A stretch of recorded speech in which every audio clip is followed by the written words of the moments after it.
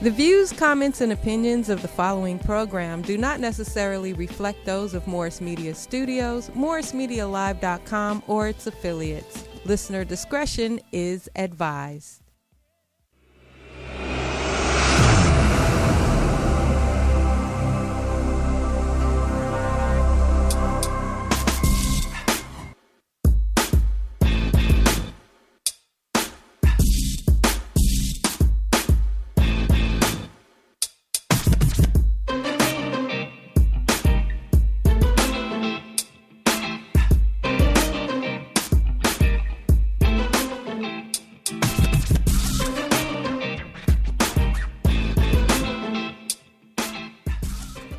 It's been a long time. We shouldn't have left you.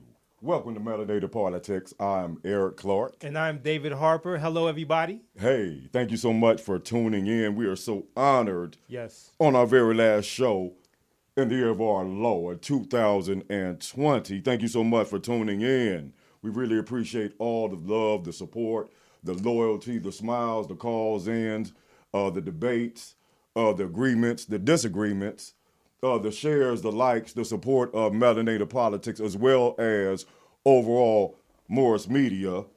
Go ahead and call in at 323-815-4204. And before I do a microphone check and pass it around like it's a cipher, I also want to just reiterate every individual that has been so intricate to the beginning stages of Melanated Politics. From our initial development, our hats are off, hearts are touching each other. Thank you so much. Mr. Harper. Yes, indeed. Tell me something positive, my brother. How have you been? I've been blessed, been very fortunate, happy to be here. And, Yes. We've been at this for 2 years. It's been a blessing. Thank you for, approaching me. Me and you are friends. We want to thank our incredible producer, Sheena. We want to thank the poetess, who is so amazing. These beautiful sisters really blessing us on this platform. And 2020 was such a huge year. And I'm so excited. It's been a challenging year, but I'm excited to go into 2021. I'm excited with Melanated Politics along with Morris Media and us being on this platform to be able to do what we do. So I'm encouraged and I'm ready to rock. I'm ready to just get everything going. Get everything going. And yourself? All has been well. All right, let's go. All has been well. Let's go. Before we get started, I would like to give a rest in peace to my cousin, my brother Glenn, G-Funk. I'm Glenn. Rest in peace. My dear brother, you will remain in our thoughts. You will remain in our memories, and we will meet you on the other side. Amen. Let the church say. Amen. Amen.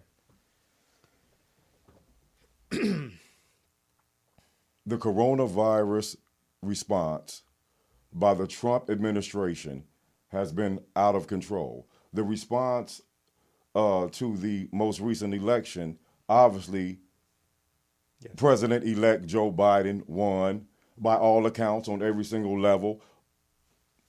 The response to that has been illegitimate, immature, according to their world, unconstitutional. What do you think about it, brother? I think as far as 2020 goes, and for our audience, just to let you know, this is what we're doing today is a reflection of 2020. We opened the show saying how fortunate we are to be here and to be working together. Yes. But 2020 kind of set the stage for so many things, and on top of it was starting with the coronavirus and the response to it. And I think a video. Absolutely. A video says more than words in some ways. Absolutely. And I always tell all my brothers and all my sisters, man, David, you're a prime example, man, of something that's extremely repetitive in my world, my brother, and that is, it is not how many people you know, brother, it's who you know. Absolutely. And I'm blessed to have known, to know you, brother, and have met you, and we're going to keep this positive energy going from here to Africa to the Caribbean, all across the globe, all 7 continents, my brother. and everything else in between. But as you were saying, with regarding the coronavirus response and what that says about American exceptionalism, Yes. we will entertain our audience with that video momentarily. However, what else happened in 2020? Our dear sister Breonna Taylor Yes. happened in 2020. Yes. Our dear brother Ahmaud Arbery Yes. happened in 2020. Also, our dear brother George Floyd. Floyd happened in 2020. And we'll get off into that a little bit later. And we will always repeat their names and give honor to their friends and their families, because once we stop talking about our dear brothers and our sisters that lost their lives to modern day lynchings, then the names will be lost forever, and we'll never let that happen. I think when we say their names, it's Yes. it hits us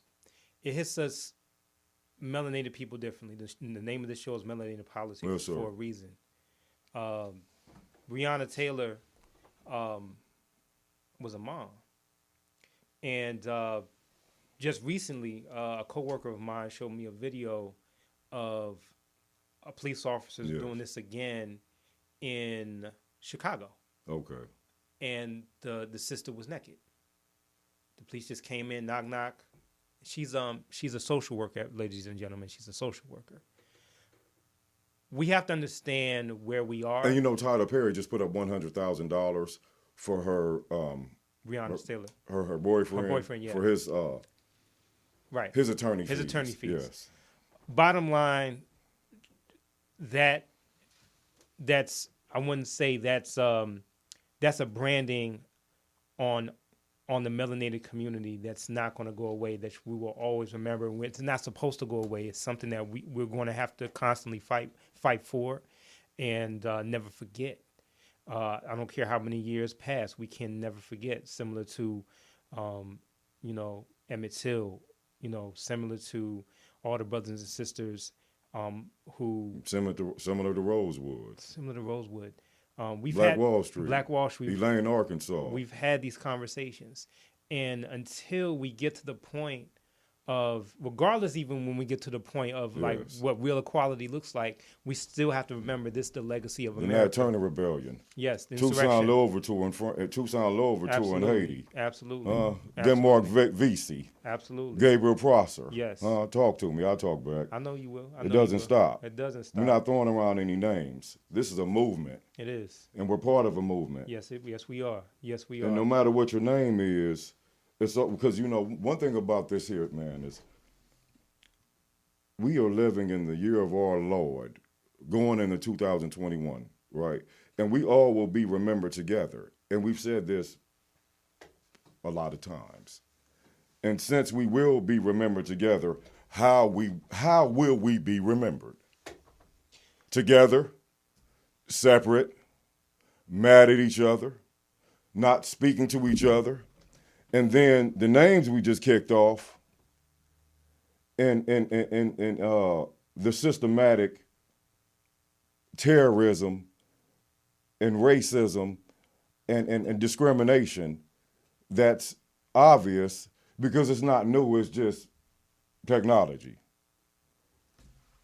So a lot of times it's all about, man, holding hands and sticking together and being loyal to each other and getting over our so-called differences. It's a coronavirus right now, brother. Some people think it's fake, mostly Trump supporters, most people in the South. Prior to us coming on air, what did we talk about with our producer, Sheena? How many states are what? How many states are just in denial and lockdown and have that high rate of COVID? And I know we were about to get off into the video, but I watch so many videos of people that just get taken down by the cops because they don't want to wear a mask. Or, your Walmarts or your this is the first time ever in these people's lives where they have been told what to do and they had to do it. Yes, absolutely. And that's the challenging part. That's the challenging part when you look at it. And you also see... Now they ready to run up on a male line after a kill. Yeah. Behind a mask. I think 2020, the one thing that 2020 will show you is the hypocrisy and the idiocy of this country. And we and before just to let you guys know, before we started the show, Eric asked me how many people voted for Trump, and just to let you know, the number is 74,223,744.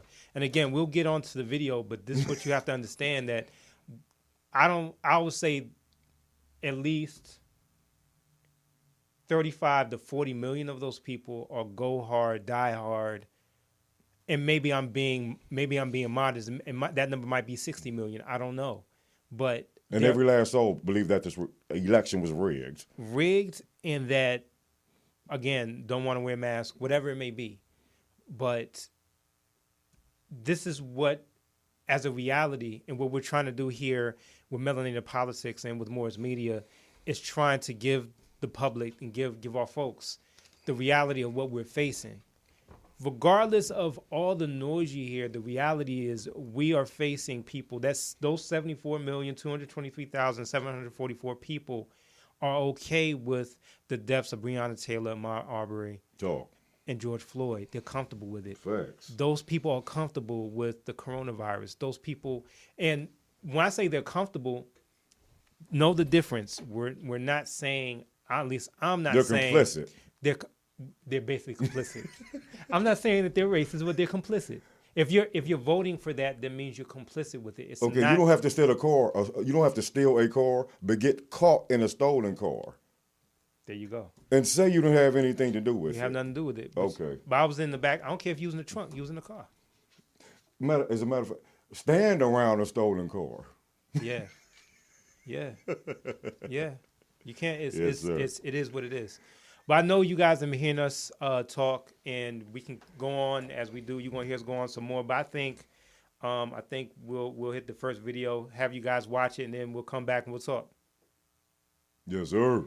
Since the first coronavirus cases were detected in China in December, the United States has become the world's worst affected country. Case numbers in Florida, in Arizona, and South Carolina, seen here in red, are growing faster than in any other entire nation. And of the 25 top locations in the world for new cases, 15 are U.S. states. The U.S. coronavirus response has reignited the debate over American exceptionalism and its role as a leader on the global stage. Nick Schifrin has the story. In Seoul's nightclub district, robots serve drinks in reopened bars. This was once a COVID hotspot. The government snuffed out an outbreak. In Paris, the Louvre reopened with mandatory reservations and face masks, a sign of France's relative success. And in Thailand, thousands of students returned to school, separated by partitions. Around the world, many countries are reopening and keeping case numbers low. But in the U.S., cases are accelerating and eclipsing even countries with large outbreaks, such as Brazil, Russia, and India, as the U.S.'s top epidemiologist, Dr. Anthony Fauci, acknowledged this week. We went up, never came down to baseline, and now we're surging back up. Across Europe, there are fragile success stories. Greece has one of the continent's lowest infection rates. The public face of its response has been not a politician, but an epidemiologist, Sotirios Sioudras, who's so popular he got his own cartoon. Okay. Now how many melanated people will take the vaccine? That's How many melanated people will take the vaccine, Mr. Harper? You see, it was even hard for that to even fly out of my mouth. I don't know. The majority of melanated people that's going to take the vaccine off the top are going to be the first line workers. I don't know how many of the public of black folks, melanated folks, will jump out there and just take it comfortably. I just don't see it. I think the history of our people with the government and with Tuskegee syphilis experiments. Henrietta Lacks, I hope I pronounced that. Henrietta Lacks. Yes. All of it. We've been the guinea pigs. We've been guinea pigs. We've been guinea pigs. So, and it's no coincidence. I don't want to say it's a coincidence, but we're affected the worst. Us and Latinos and are affected the worst by COVID. So if you're asking how many of us are going to take it, I don't know. I don't know who's going to jump out there. My biggest thing is the slow reaction to it. Yes. The conspiracies of the conspiracy theories. The science denial. It's very fascinating how facts getting the people don't want to believe facts. And since we're talking about 2020, if you can recall, the far right and Fox News and the rest of these snakes in the grass, they talked about in February, March, April, and beyond. It's a hoax. It's not that serious. Right. It'll go away. Right. Drink some bleach. It'll go away by the summer. Right. Absolutely. And now they're not even including the Biden-Harris administration on their everything they're doing to fight coronavirus, not only here in the United States, but also abroad. So it's real. It's significant. It's something that doesn't come around, with the exception of maybe every 100, 200 years, polio, things like that. And these people are trying their best to hold on to so much political power, and they didn't do anything about it. And I won't lie and say I don't wish anything on anyone, because I'm not fake. After they made all these announcements about how illegitimate and how fabricated the coronavirus was initially, how many of his administration popped up with it and now they're fired, including the Attorney General, William Bill Barr, behind your boy, Hunter Biden. Now, you saw how you said my boy. You saw how you said my boy. The way I look at this is that, and that's a joke. That's a joke, It's a joke. I'm laughing inside. He does this to me all the time. The big issue for when it comes down to melanated folks is who can you trust when it comes to this? COVID is real for us. Yes. But who can we trust to navigate through all of it? I think that overall black folks feel happy, or not happy, I should say, a little bit on the relief side that Trump is gone. But as far as confidence in Biden and Harris to execute it, I don't know the percentage of it, because it's still layover. The name of the coronavirus task force is Operation Warp Speed.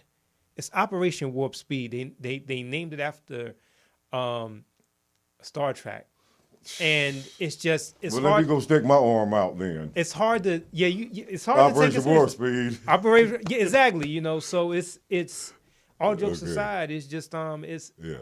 For melanated folks, it's going to be a challenge to get on board after we see we have to be comfortable with it, and truth be told, it's going to be hard. It's just going to be hard. We have to see. I know they showed the nurse, the sister in New York getting it, and don't get me wrong, I feel good, but I feel good about it. I'm not going to send misinformation. I hope it works, because there are people legitimately dying from it. But at the same time, what do they think? Was everybody supposed to just run out of their homes and run out of their apartments and go get vaccinated after we saw the sister do that? I'm not saying that it's anything wrong with what she did. I'm talking about the symbolism behind all of this.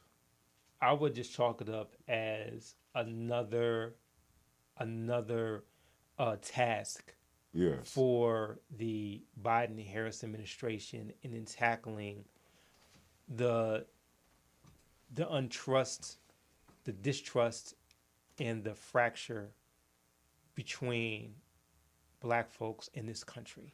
Because honestly, that's what we're talking about. And when you're talking about us taking COVID, you're talking about us talking about black folks trusting America, and America say, please trust us this time. Why should we trust you this time? So it's a very challenging thing. Real quick, I'll leave it at this. When I lived in New York, I'll never forget this. When I lived in New York, the New York health system at the time when I was living there was really good. I went to New York. I had, I was broke, so I had healthcare. They had a truck lined up. You have healthcare? Nope, sign up. So okay. I remember I went and got a physical, and they didn't try to put me on no medicine, no drugs or anything. But I say all this to say that at the time they said, "Hey, David, you're in good shape." But if you live in a household with people that are eating right and aren't eating right and this, that, and the third, diabetes, especially in our community, is rough. So they wanted to encourage me to talk to people to come to the doctors to get checked out because they knew that it was very hard, even if someone in poor health conditions, to trust the doctors. And that's what we're dealing with here. And it's going to be a task. It's going to be a challenge.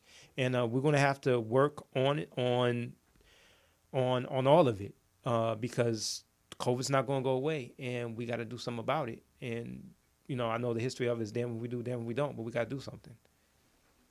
It is what it is. It is what it is. So yes, sir. After COVID, after 2020, the other what we just talked about, let's say their names again: Breonna Taylor, Ahmaud Arbery, George Floyd, and so many others that names were not mentioned in social media, on news outlets, and et cetera. Mm-hmm. 74 million people that voted for that snake in the grass, Donald John Trump? 74,223,744. Just let that number sink in. 74,223,744. That's a lot of people. That's a lot. And what's crazy about these individuals is, Donald Trump doesn't represent them; they represent Donald Trump. Donald Trump is nothing but a symbol, a figurehead, that a movement that was already existed. He's nothing but an excuse to act as we say it around these parts, acting a fool, straight up. But we recognize and we realize, and we'll never be manipulated by these snakes, no. and that's the bottom line. I was very pleased to hear that, as we stated prior, that Tyler Perry did donate what I think was about $100 to her $100,000 to her boyfriend, $100,000. Breonna Taylor, and we talked about that Attorney General Daniel Cameron, who is a one-eyed. He's and real quick, since we brought up Daniel Cameron, he's part of the. I wish we had a split screen of him and Samuel L. Jackson as tell him to get off the horse on the Django. Who's that on that there? Who's that? Who's that on that nair? Who's that on that nair? That's Daniel Cameron. Who's that on that nair? Daniel Cameron. Yes. The Attorney General. The Attorney General, a.k.a. Calvin Candy's best friend. Yes. Was part of the group of Attorney Generals to contest the election results. Republican Attorney Generals to protest or to investigate the election results. And the reason why we bring up Daniel Cameron, because he is melanated, but the saying, you know how it goes. He's melanated, but if you go to the 99-cent store and go buy a butter knife and take it up to get off that nair, who's that on the nair, Daniel, and you start scraping off his wrists, you won't see melanin anymore. So here's the thing, ladies and gentlemen, when we talk about Daniel Cameron, please look him up. He is the reflection of ancestors on the plantation who either was to his case, he was probably too dark to live in a big house, but because of his loyalty to master, he probably had a nice house outside on the property, and he was the one that kept the slaves in line, that snitched on the folks that wanted to leave. He is kin to that. I don't have a problem saying that because I think and this is the one thing. What's wrong, Master? We sick. We both got corona, Master. One thing I think that we're going to cover, well, I'm pretty sure I know we're Yes, going to sir. cover in 2021 on Melanated Politics is the self-hate of black people on black people. And we have to stop hiding it and contextualizing it as free opinion And keeping it real. and keeping it real. We have to stop. And me being myself. And me being myself. Just say And it's me doing me. Just say it's self-hate. Yes. When you do something directly against the interest of and granted, you can be independent and do your Yes. thing, but you don't have to work towards hurting black people when you are black. Yeah. And that self-hate doesn't, which we'll get into, that Yes. self-hate doesn't just go to a Daniel Cameron and not doing investigation and hiding and protecting the white cops that killed Breonna Taylor. That also goes to black on black crime, because that is another form of self-hate. When you have brothers and sisters, brothers who killing each other for no reason, that's a different. That's a form And of it self-hate. also goes to plantation psychosis. Where we go? Here we go. But with respect to our dear brothers and sisters that lost their lives in the year of our Lord 2020, let's go ahead and let our DJ drop that track and show our audience what we're talking about. Taylor, George Floyd, and Ahmaud Arbery, who was shot and killed in Brunswick, Georgia back in February, are all calling for an overhaul of the justice system. On your side's Troy Kless joins us live from Brunswick right now, where a protest is beginning right there behind you, Troy. Thank you, Jeannie. This protest got underway about 15 minutes ago, and if you take a look behind me, you can see there are several people here calling for the arrest of a Glenn County police officer, Robert Rash, who we reported on sending a text message to a homeowner in Satilla Shores saying to contact Greg McMichael, one of the suspects in the Arbery shooting, if they had any problems with trespassers. We did speak with attorneys for Ahmaud Arbery's family this morning, and they say that protests like this are results of the black communities feeling like the justice system has failed them. Attorneys Lee Merritt and Benjamin Crump holding a national press conference Friday, calling for a complete overhaul of the justice system. Their feeling is that the system has failed African Americans. Now that the whole world is watching, that the whole world is emotional. Attorneys also spoke on the recent protests around the country regarding the deaths of George Floyd and Breonna Taylor. Attorneys also said there needs to be federal oversight in all of these cases to ensure justice is carried out. As we take these families to Capitol Hill and we look for specific legislation to deal with the ongoing issues of brutality and lack of accountability, we will be relying heavily on the Department of Justice to use its authorities, to use its FBI, its local offices to investigate in Ahmaud Arbery's case, but in almost every other case. Merritt thinks the protests are a sign that many communities are frustrated. Van Jones, a moderator for the press conference, says that protests need to be peaceful, but he hopes that people in positions of power hear the cries for change. If this level of global public outrage, black and white, is not enough, then you have to... Number one, never disrespect any other human being and then preach to them about how mad they should get. You should have thought about that when you came at them the way that you did, with your selfish disrespect and your terrorism or whatever else you did. I was not ready for the Washington football team to change their name. I was not ready for a global, worldwide uprising, not only behind Ahmaud Arbery and our dear Queen Sister Breonna Taylor and George Floyd and so many other brothers and sisters, but it changed laws. It made people just come out of the woodworks and Hollywood. It made people speak up. It made people speak out. It made those that were being oppressed and depressed and suppressed at their places of occupation.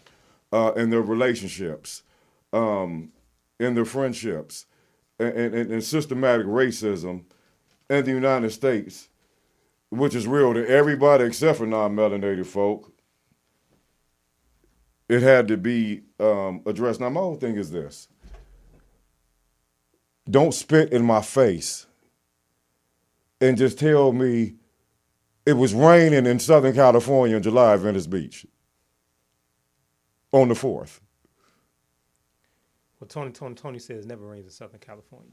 And you know, they say Thanksgiving, you're supposed to be thankful, but it really was a day about genocide on Native people. It definitely was. Okay. It definitely was. Yes. So Tony was wrong, and so was the history books.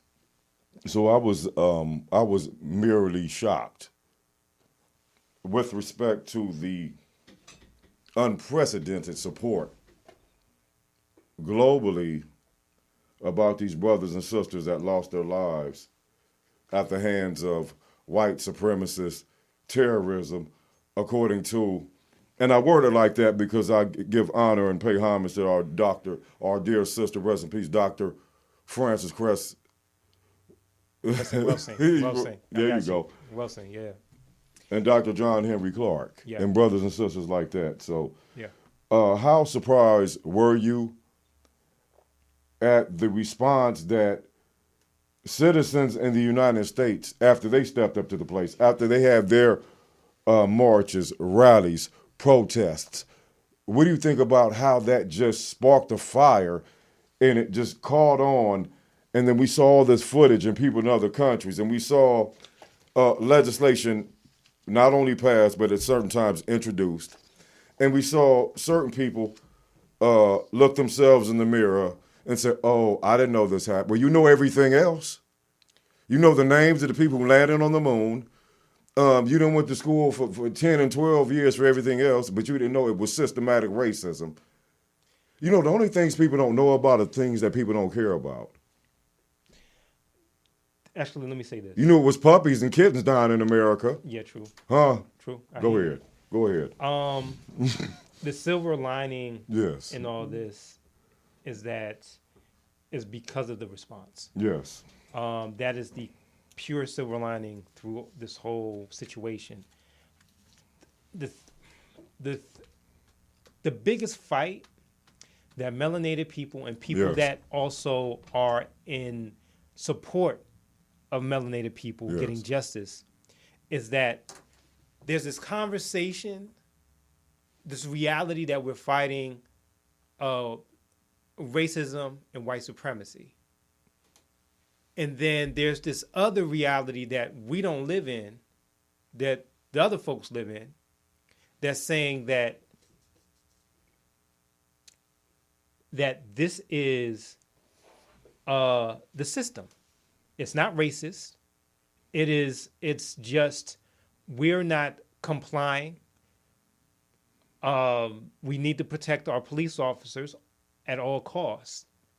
And again, if you guys don't know, my cousin's a deputy sheriff. My mom's a retired deputy sheriff. I grew up with a gun in my house since the age of 11 from someone who was in law enforcement. I do understand what they do, but I also understand the protection of law enforcement. I've learned how to navigate law enforcement by a law enforcement mother. So I know the ills and the biases and the flat out racism that does exist. And so what we're fighting is not just the system, we're fighting against a mentality. Again, 74,223,744 people were, what's the word you, complicit? Complicit. Were complicit one way or another. And I'm happy that we're talking about this because in the next video, America. Welcome to America, in the next video that our incredible DJ is going to drop, it's going to show you what exactly we're talking about with the 774,223,000. I'm going to sound like a broken record, 744 people that are complicit into what we're fighting. You know, we're still in this fight. We're out here to be loud, to be heard, to demand transparency. And, you know, we just want answers. There's a lot of questions still, and a lot of races are still very close that shouldn't be called, such as Arizona. I think Trump supporters are positive. I think that they know it's not over yet. The wind hasn't been taken out of our sails yet. We believe that there's evidence out there and the truth will prevail. You look at it and it's the press that called it. And it's fully proof that the press is manipulating and propagandizing this whole election. They're brainwashing people. You can see it clearly. We saw a coup being attempted in America. Freedom being taken away, and it was being taken away by people that don't like America, and they are entrenched in what is called the deep state. USA! USA! USA! USA! USA!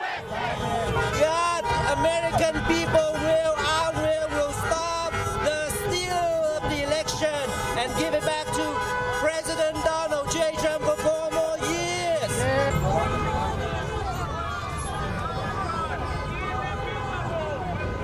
I think the election, there is a lot of fraud in the elections that needs to be addressed. This is not today, this has been going on. And the fraud is not just in the elections. The way the media selectively coverage one candidate negative and one candidate not even tell anything negative. In a democracy, we need to see both candidates, good and bad. What I'd like to see happen is the truth come out. The fact that all the fraud that went on, I just would like the election to be decided legally, with legal votes, not hidden ballots, not ballots being counted 4 or 5 days afterwards. Wherever their medical marijuana store is, cut me in or cut it out. Wow. Are you serious? See, when you repeat a form of manipulation is to repeat the same things over and over and over and over again. And that's a prime example of if you repeat the same things over and over and over again and you live in a bubble and you don't step outside your own crowd and you don't step outside your own arrogance and you don't step outside your own echo chamber and your own ego, then that's the 74 million people, approximately 74 million people that we were discussing. 223,744, yes. And like my niece said, as far as that video, like my niece said, that was disgusting. Disgusting. Okay, so everyone who watched that video and has been listening to what we've been talking about, what we stand for on this platform, on Melanated Politics here at Morris Media, we're talking about two different realities. An America with equality, an America where brothers and sisters aren't killed, choked, and basically thrown in jail, reminiscent of slavery and the slave patrols, to trusting our government institutions. Yes, sir. To a reality that you just saw on video. Yes, sir. That talked about a rigged election, that talked about God bless America. They're saying God bless America to a man who, just think about this. I had a that don't mean God bless the melanated people in America. Doesn't mean God bless the melanated people. I mean, a lot of those Trump supporters that use that phrase. I just want to make a clarification. The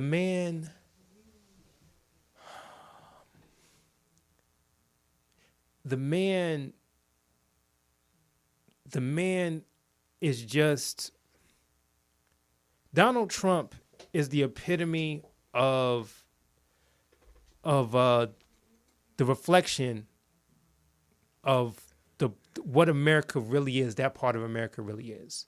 And it is a reflection that does not involve And you know, they're talking about melanated secession. people. You heard about that, right? Of course they're going to talk about secession. And Rush Limbaugh another snake in the grass. If that man doesn't have a Klan outfit and a hood in the back of his trunk, my grandmother wasn't from Compton.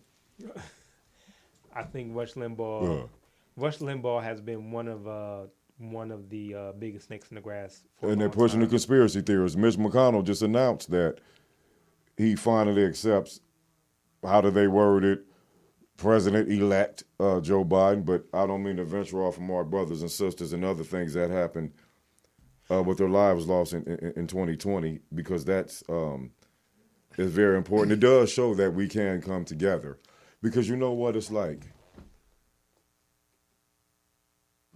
We're going to continue to deal with these issues, and also our own friends and families and our own communities, because you know it all starts at home. Always. We can't continue to only support these type of atrocities, but not go against vehemently when we do it to each other. Because that's even a bigger heartbreaker. And that's even more of a plantation mentality. That's even more of a Willie Lynch. You know, the deaths in Los Angeles exceeded 300 this year. Mm.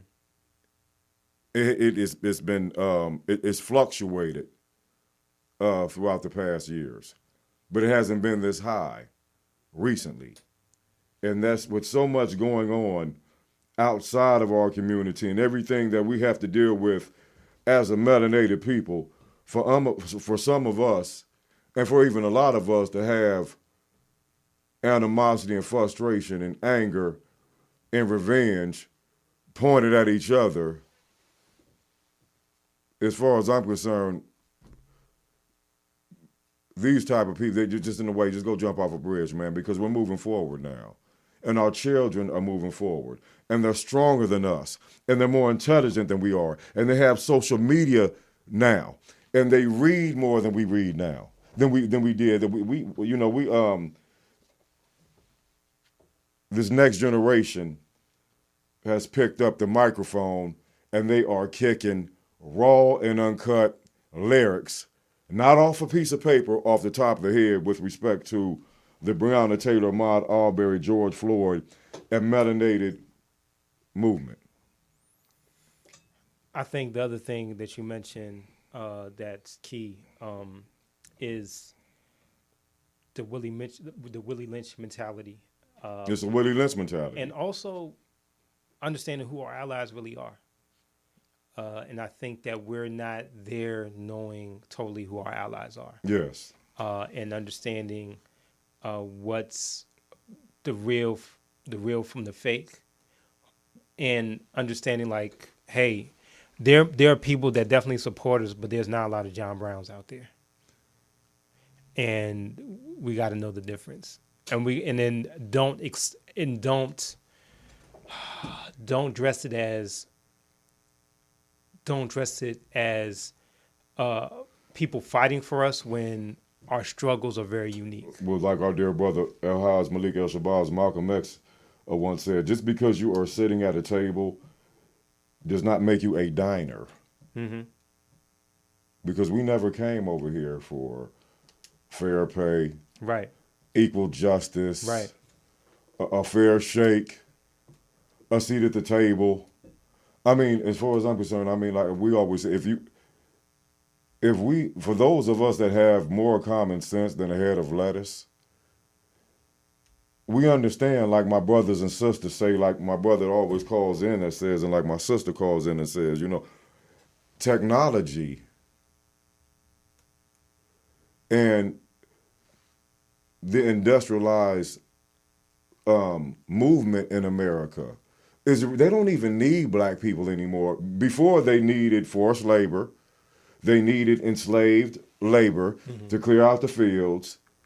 And also, my dear brothers, man, check out King Cotton. Because every time I want to just scream, I want my hair to blow up every time they say what America was built on. Principles and morals and hard work. King Cotton. And for my brothers that I'm fortunate to know out here in these streets, man, it's like a sack. Imagine if you had a cotton sack. You didn't pay nothing for this cotton sack. You selling it to England. You selling it to Russia. You selling it to India, and it's free. And 60% at this, it was for at least 200 years that at least anywhere between 60 to 75% of the world's cotton came from the hard work and the cuts and the hands and the pain and the tears and the fight of the melanated people in the South and beyond. So that's how America was built, by King Cotton. And you know what? We're fortunate to have so many documentaries, so much information right now regarding King Cotton and tobacco and all this other stuff. So we have returned to claim the pyramids. And as far as this election, none of this means, okay, you have your Fox News that denied the election. You have your Lou Dobbs. You have your Tucker Carlsons. You have your Sean Hannity. You have your far-right people. You have your conspiracy theorists and whatever. But you know what? Like we always say around this time, if the Dems do not take control of the Senate, all of the benefits and the help and the relief that Americans have suffered in every community regarding the COVID-19 pandemic, because Mitch McConnell, he's gangster. He's gangster. He's gangster. He's a rat-faced dog. A gangster. And he has no empathy. That too. Most gangsters don't. No, he's on another level. He's the gangster from down under. I mean, he's the type of gangster that the devil's like, he's one of the devil's lieutenant. I know it's kind of hyperbole, but I'm sorry. And I want your opinion on this, but obviously Georgia kicks off an early voting for crucial Senate runoff elections. And you have Nazi Barbie that's running against the brother that is manning the pulpit at Martin Luther King Jr.'s old church. Yep. Raphael Warnock. Yes, sir. Thank you, Sheena. Raphael Warnock. Thank you so much, Sheena. I appreciate you. Always. She's worse than Tommy Lahren. Oh, my goodness. I think, can we have the DJ drop that beat?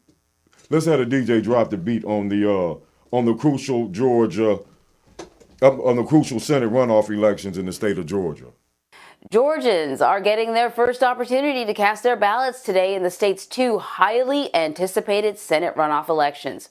Early voting runs through New Year's Day, with Election Day following on January 5th. Now, these races, which will determine the balance of power in the Senate, have garnered national attention and millions of dollars in fundraising.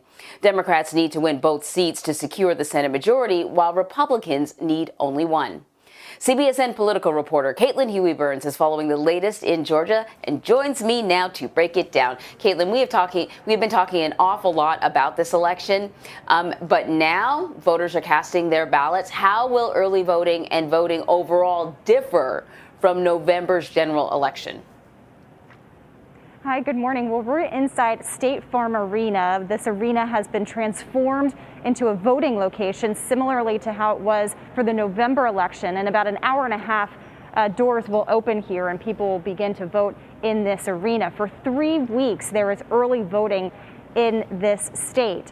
And that's significant because that gives people time to vote before the holiday season. And that's what the campaigns have really been encouraging people to do, is to make part of their Christmas and holiday planning include voting. And so they're trying to get people out to vote as early as possible. So that is happening here today and throughout the state over the next 3 weeks. One big difference between now and the November election is that the state is mandating that processing of ballots begins a week before Election Day. And that's significant because, as we know from Election Day, in many of these states, it took a long time to process ballots. And that's why we got a delay in the results. This election is January 5th. The new Congress convenes January 6th.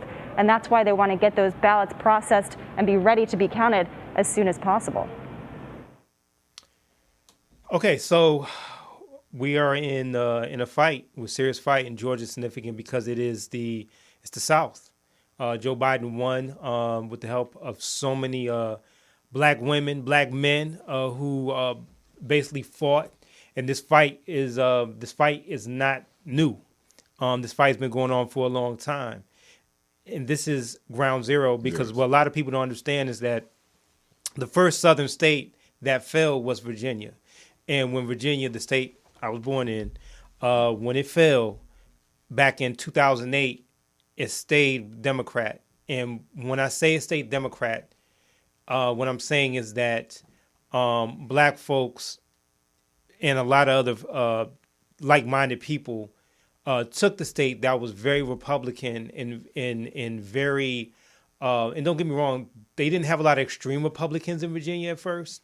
But now that the Democrats have had a hold of the state, you got the extreme Republicans to come out. The blackface governor. You got the blackface governor, which is a whole other conversation. We did a show about that. And now Georgia's on the precipice of being the next southern state to have that. And what makes Georgia so significant because Georgia is one, it is basically the black Hollywood. It is the black music industry. It is a black church. It is black entrepreneurship. It is all of those things cultivating, and now you're seeing the political arm of it. So Reverend Raphael Warnock, being in this particular position to win the Senate seat. The last time I checked, he was up by, I think, between 1 and 2 points. He was up 1 or 2 points, but I can't. I'm not going to go off the polls. We need to see people on the ground and really do what they got to do because he is the Reverend of Dr. King's church. That is the beautiful, story. The through line of this is that this is what Dr. King talked about. It wasn't just the social activism; it was the political power. His opponent just got caught with some pictures with an arm around the leader of the Proud Boys. This was just within the last couple of days. You talking about your honey dip, your boo boo, Kelly Loeffler? You know the one that's your girl, right? Yeah, that's your I know that's your jungle fever dream. So just go ahead. It's okay. Kelly Loeffler, he off camera, this is what he talks about. So Kelly Loeffler, she had her arms around the Proud Boys. I'll tell you, I know that probably made you mad. No, keep going. She had her arm around the Proud Boys. She had her arm around the Proud Boys. But you know what? That's probably going to bolster her because it is a turnout election. It's not going to hurt her. It's not going to hurt her. It's going to bolster her. And Ossoff. You're right. I love her to death. I love her to death. Woo. Hey, Kelly, it's your birthday. Happy Thanksgiving. Merry Christmas. Happy Kwanzaa. Did you say Happy Kwanzaa? You going to take the Kwanzaa with you? I would love to see her light the candles. Melanated folk jumping up and down over everyone else's, breaking themselves for everyone else's holiday. Hey. And then, you have Ossoff and Purdue, which is a tale of which is fascinating, a tale of old Georgia and new Georgia. Yes. Ossoff is the, progressive, clean cut, I love black folks, white dude who, if you see him on video, see him on video, I don't mean to smile and laugh because I'm pretty sure he's genuine. You seen Biden's selection of his cabinet? That's Pete Buttigieg as well. Transportation Secretary. That goes. Hold on, we're going to talk about that in a whole second. Go ahead. Let me go to. You about to have me change the subject real quick. Ossoff, in his runoff kind of campaign, has given so much praise to black women and black folks, which I appreciate. He's a guy who understands the landscape. It's going to be interesting to see how he governs once he's in, but he definitely gives his props to melanated people. Now pivoting to your boy, Mayor Pete. Yes. Because that's your other boy. That's your boy. He don't tell you, but Lil Pete, he got a little thing for Lil Pete. Man, you tripping, bro. So Pete, Kelly, the leader of the Atlanta Dream. Now Pete. Mayor Pete, becoming transportation secretary. to me for and that brother Secretary of Defense. The brother Secretary of Defense. believe, I have mixed. I'm happy he's a brother, but I definitely have mixed opinions about it. I'm happy that he's in there. Don't get me wrong. I'm happy with a lot of the Biden's picks. Now we're talking about 2021, and as we're talking about the Biden administration and what they're doing, Biden has picked some. There's some people. Some people I agree with. Some people I'm like okay, but he's definitely picking a lot of diversity. I would have liked to see someone else for agriculture. I think that should have been Fudge. Instead of Vilsack, Marsha Fudge out of Cleveland, Congresswoman Marsha out of Cleveland. I think that should have been her in agriculture instead of Vilsack, but that's a whole other conversation. Biden, and shout out to Senator Shirley Smith in the great state of Ohio. Mm-hmm. Yes, indeed. That I had the pleasure of meeting. Go ahead. Okay, all right. See. He knows Mayor Pete and Shirley Smith. He knows I don't everybody. know Mayor Pete, man. Okay. He know all of them. I don't know Mayor Pete, man. So he was a snake in the grass in this town also. Hey, he was. Last year. This year. And there's definitely pushback with him being transportation Secretary of Transportation because he didn't do a good job in South Bend. We talked about it on the show. Mayor Pete's not someone we're really high on. He hasn't been great to melanated people. We've talked about it, and this is why the Biden administration and going on through 2021 and beyond, I was going to have a lot of scrutiny. Okay, and everybody that was ready to slap somebody else black, making sure we all went and casted a vote. Make sure you hold this Biden administration accountable. You have to. And I'm not referring to the symbolism of an administration pick. Exactly. I'm talking about legislation. Absolutely. I'm talking about closing the gap, the wealth gap in this country. And as far as how do United States voters feel after the election, this country is divided like a domino game. Let's show that before we go.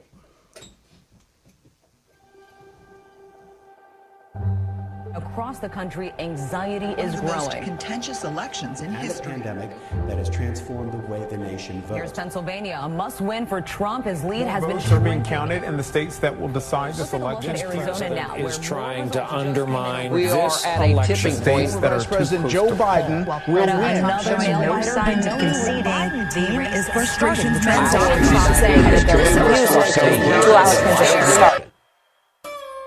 I would say the mood and energy of this election would be very chaotic. Unfortunately, no one's listening and everyone is talking.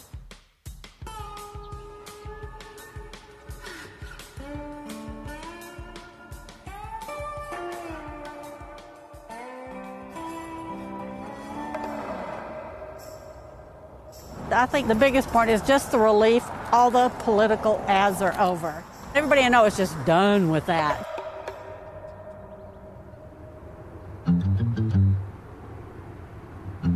Around here, it's suburbia, so you have that split vote, people feeling disenfranchised one way or the other.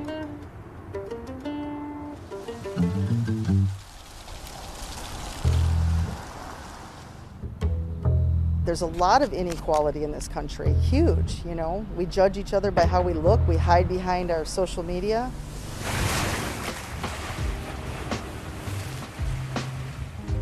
Something that we've moved away from is having open discussion of ideas. And I think that Pinellas is such a swing area is because, you know, we do have those type of discussions. Hash some things out, you know. And they were teaching people to hate our country. Will you shut up? 47 years, you've done nothing. They understand. The worst president America has ever had. I'm a patriot, so no matter who's in office, I respect that. But as it's going right now... Welcome to America through the eyes of melanated politics. Shout out to our dear teacher, Sheikh Anna Diop, Arthur Ivan Van Cernema, Dr. Ben, so many other our dear brothers. We want to thank everyone for supporting melanated politics from all through 2020 and all through 2019 as well. We want to thank everyone for supporting Morris Media Studios. We personally also want to thank Sheena and the poetess for believing in us. And of course, I want to thank all of our supporters as we go into 2021. We're looking forward for more Melanated Politics, deeper discussions, and giving you the real. Absolutely. Melanated, the essence of color. Politics, war without bloodshed. We can never actually put into words how much we thank our viewers, our supporters, our audience for giving us the honor of bringing you this pertinent information and everything else that comes along with that. We look forward to bringing you more Melanated Politics in the year of our Lord, 2020. We will have a show on January the 3rd. January 3rd, we'll be back on, and we'll see you then.